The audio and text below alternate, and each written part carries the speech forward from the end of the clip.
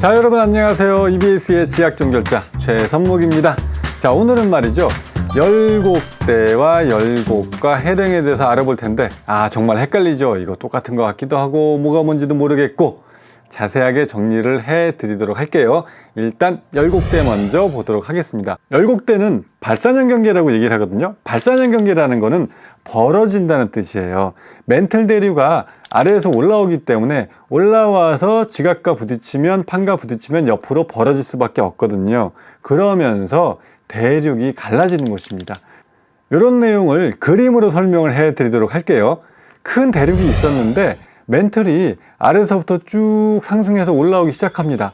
올라오다 보니까 판과 부딪히거든요. 더 이상 올라갈 수가 없는 거죠. 옆으로 퍼져나가기 시작하는 거예요. 그러면 멘틀이 밑에서 쭉 옆으로 퍼져나가면서 양옆으로 잡아당겨주기 때문에 지각이 늘어나게 되겠죠. 그러면서 지각도 벌어지게 됩니다. 그러면 지각의 가운데 부분은 조금씩 갈라지면서 얕아지게 되거든요.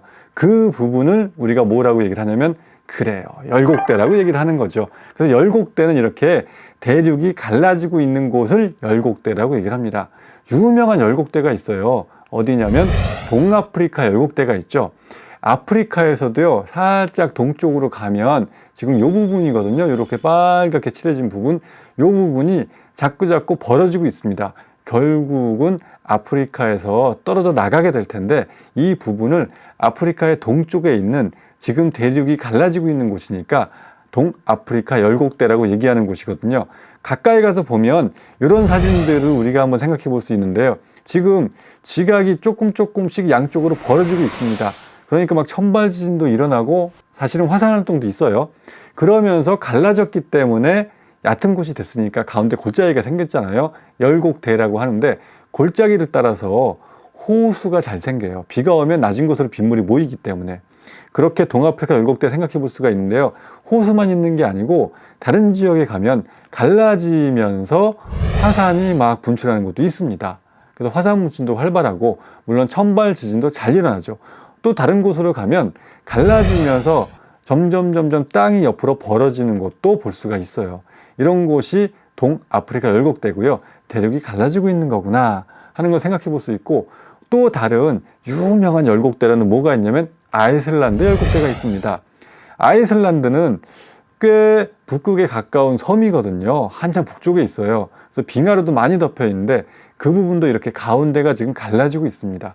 그래서 실제로 아이슬란드에 가보면 갈라지기 때문에 땅이 점점 벌어지는 곳이 있어요. 뭐라고 한다고요? 그렇죠, 육지잖아요. 열곡대라고 얘기를 하는 거죠. 물이 고여 있는 곳도 있고, 아니면 그냥 땅이 점점 벌어지는 곳도 있습니다. 아니면 다른 곳에 가보면 땅이 벌어지면서 그 부분으로 용암이 흘러나와서 이렇게 줄줄 용암이 흘러가면서 식으면 또 이제 지각이 만들어지기도 하고, 이런 걸 우리가 화산이 분출했다 라고 얘기를 하는데, 역시 천바지진도 일어나면서 자꾸 벌어지는 곳이에요. 그러니까 여러분, 열곡대는 뭡니까? 그렇죠, 지금 대륙이 갈라지면서 벌어지고 있는 곳이다. 그렇게 여러분들이 생각해 주시면 되고요. 그럼 해령이랑은 뭐가 다른 걸까요? 해령은 바다에서 생기는 건데, 역시 열곡대와 똑같이 발산형 경계예요. 멘틀 대류가 상승을 해서 올라와서 판과 부딪히면 옆으로 벌어지는 곳이구나 라고 생각해 볼 수 있는데, 여기까지는 열곡대와 똑같죠. 그런데 사실 해령은요, 이 해자가 바다 해자예요. 그래서 바다에서 지금 갈라지면서 해양 지각이 생성되고 있는 곳입니다. 해령으로 굉장히 유명한 곳은 어디가 있냐면 대서양이 있어요. 대서양에는 중앙에 해령이 있거든요. 여기 이렇게 산맥 모양으로 굉장히 오모블룩하게 튀어나온 부분이 보이죠. 이 부분은 뭐라고 얘기를 하냐면 대서양 중앙해령이라고 얘기를 합니다. 이 부분이 멘틀 대류가 밑에서 올라와서 점점 벌어지고 있는 곳이거든요. 바다 한가운데 산맥 모양으로 만들어져 있기 때문에 해령을 다른 말로 해저 산맥이라고 얘기하기도 해요. 그런데 사실은 원래부터 이 지역은 바다가 아니었어요. 양쪽의 대륙이 붙어 있는, 즉 한 개의 큰 대륙이 있는 그런 지역이었거든요. 원래 큰 한 개의 대륙이 있었는데 멘틀 대류가 올라오다가 지각과 부딪히면서 판과 부딪히면서 벌어지기 시작합니다. 그러면 사실은 뭐가 생겨야 돼요? 그렇죠. 우리가 앞에서 배웠던 열곡대가 생기기 시작합니다. 지각이 조금씩 늘어나면서 대륙이 갈라지기 시작하거든요. 그런데 시간이 더 지나가서 자꾸 갈라지다 보면 결국 대륙은 두동강이 나게 되는 거예요. 두동강이 나고 가운데 바닷물이 쭉 들어오게 됩니다.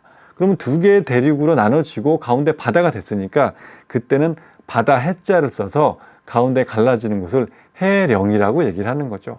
해양 지각이 막 생기기 시작하는 거예요.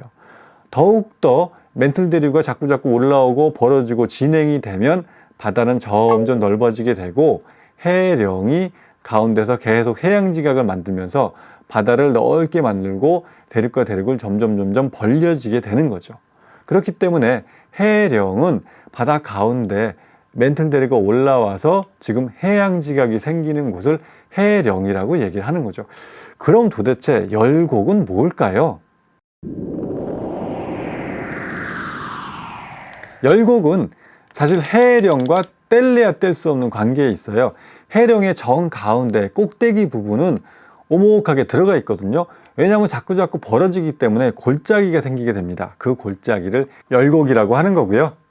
당기는 힘 때문에, 장력 때문에 해령을 이루고 있던 지각이 갈라지면서 틈이 생기고 골짜기가 되는 거죠. 거기를 열곡이라고 얘기를 하는데, 왜냐하면 갈라지고 나면 그곳으로 멘틀의 물질들이, 상승하던 멘틀의 물질들이 조금씩 빠져나오게 돼요. 우리가 보기엔 그게 뜨거운 용암이고 화산이 분출하는 거거든요. 아, 골짜기가 생겼는데 거기서 막 뜨거운 물질들이 올라오네? 열이 나는 골짜기구나. 그렇게 생각을 해서 열곡이라는 이름을 붙인 거고, 새로운 해양지각이 거기서 만들어집니다. 왜냐하면 올라왔던 용암이 식으니까 해양지각이 되거든요. 그걸 다 메꾸면서 시간이 지나가면 또 벌어지고 또 갈라지고 또 멘틀 물질들이 올라오고 열곡이 생기고 갈라졌으니까 또 해양지각이 새로 만들어지고, 이런 현상이 계속해서 반복이 되는 것이죠. 그림으로 설명하면 이런 겁니다. 해령이 만들어졌고 가운데 갈라지는 골짜기가 생겨요. 자꾸 멘틀이 대류하기 때문에 벌어지니까 그 가운데 갈라지는 골짜기, 해령에 뜨거운 물질들이 올라오는 가운데 갈라지는 골짜기를 열곡이라고 얘기를 하는 거죠. 그러니까 열곡은 해령이랑 뗄래야 뗄 수 없는 관계에 있는 겁니다. 자, 그러면 열곡대는 뭐라고요? 열곡대라고 하는 것은 대륙이 지금 멘틀 대류 때문에 점점 벌어지면서 가운데 갈라지고 있는 골짜기, 대륙이 갈라지고 있는 곳은 열곡대라고 하는 거고, 그게 더 진행이 돼서 완전히 두동강이 나고 바닷물이 들어오게 되면 그때부터는 바다에 있는 해저 산맥이라고 부르기 시작해요. 바다 해자를 써서 해령이라고 얘기를 하는 거고, 그 해령의 가운데에 있는 갈라지고 있는 골짜기를 열곡이라고 얘기를 하는 거죠. 알겠죠? 자, 그러면 오늘 배운 내용을 정리해 보도록 하겠습니다.